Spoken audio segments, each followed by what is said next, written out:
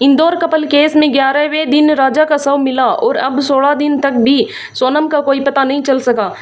तब से अब तक कहानी में कई मोड़, कई नए ट्विस्ट आ चुके हैं। हाल ही में एक सीसीटीवी फुटेज भी सामने आया। राजा की हत्या और सोनम के लापता होने की जांच कई प्रकार के सवाल खड़े कर रही है। एक एक कर उन सवालों की गुत्थी और भी उलझती जा रही है। सीलिंग में लापता सोनम और उनके मृतक पति राजा रघुवंशी का 23 मई का एक सीसीटीवी फुटेज सामने आया, जिसे पुलिस ने अपनी जांच में शामिल किया। 4.5 मिनट के इस वीडियो में राजा और सोनम पहले स्कूटर से लगेज लेकर होम स्टे पर आते हैं दिखे। सोनम के हाथ में सफ़ेद रंग का लगेज था। राजा ने स्कूटर रोकी और उतरकर होम स्टे में पहुंचे, जबकि सोनम बाहर ही स्कूटर के पास खड़ी रही। सोनम के हाथ में मोबाइल फ़ोन था, वो उसे अपने स्कूटर की सीट पर रखा। सोनम के पिता ने दावा किया कि पुलिस वाले होटल वालों को बचा रहे हैं, जो भी राज निकलेंगे वो होटल से ही निकलेंगे। पिता का कहना है कि सोनम और राजा के भाइयों से होटल वाले 2 दिन तक कहते रहे कि सारा सामान कमरे में रखा हुआ है, जिसे कमरे में राजा और सोनम रहते थे।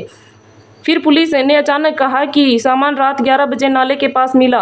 अब पहला सवाल ये उठता है कि जो सामान कमरे में 2 दिन तक रखा था, वो नाले के पास तीसरे दिन कैसे मिला? उसको कमरे से बाहर निकालकर नाले के पास कौन ले गया? दूसरा सवाल ये है कि जो पुलिस वाले शाम 5 बजे की जांच बंद करके जंगल में जाने से मना कर रहे थे, वो रात 11 बजे नाले के पास क्या करने पहुंचे थे, जहां उन्होंने सामान मिला? सोनम के पिता का आरोप है कि बेटे गोविंद को शिलंग गए 10 दिन हो चुके हैं। 6 से 7 दिन तक तो पुलिस उन्हें मूर्ख बनाती रही। थोड़ी सी बारिश होती ही तो पुलिस वाले कहने लगते कि छींटें आ रही हैं, गाड़ी में बैठो। खाई के अंदर जहां राजा का शव मिला, वहां पर 2-3 ट्रक कचरा कहां से आया? सबसे बड़ा सवाल ही वहां कचरा कौन डाल गया? वहां पर डैपिंग किसने की? 3 ट्रक कचरा स्पॉट पर आ जाना कोई मामूली बात नहीं हो सकती कि पहले भी कचरा डाला गया हो और उसके नीचे उन लोगों के शव दबे गए हों, वहां पहले लापता हुए हैं। अब इसकी वजह से पूरी घटना की सीबीआई जांच होनी चाहिए। वहां की पुलिस की जांच पर भरोसा नहीं है। ये सब बातें सोनम के पिता ने कही।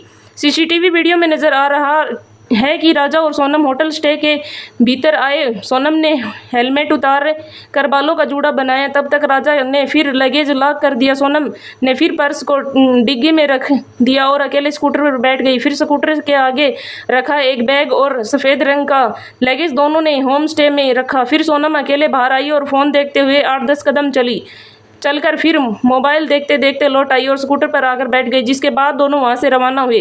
पुलिस का कहना है कि राजा की हत्या गैंग ने की। हत्या में उपयोग किया गया हथियार नया था, जिसे पेड़ काटे जाते हैं। इस पर सोनम के पिता ने सवाल उठाया। पुलिस के मुताबिक ये गैंग वार है। गैंग के पास पिस्तौल और चाकू होते ही हैं। गैंग के लोग नया हथियार क्यों खरीदेंगे?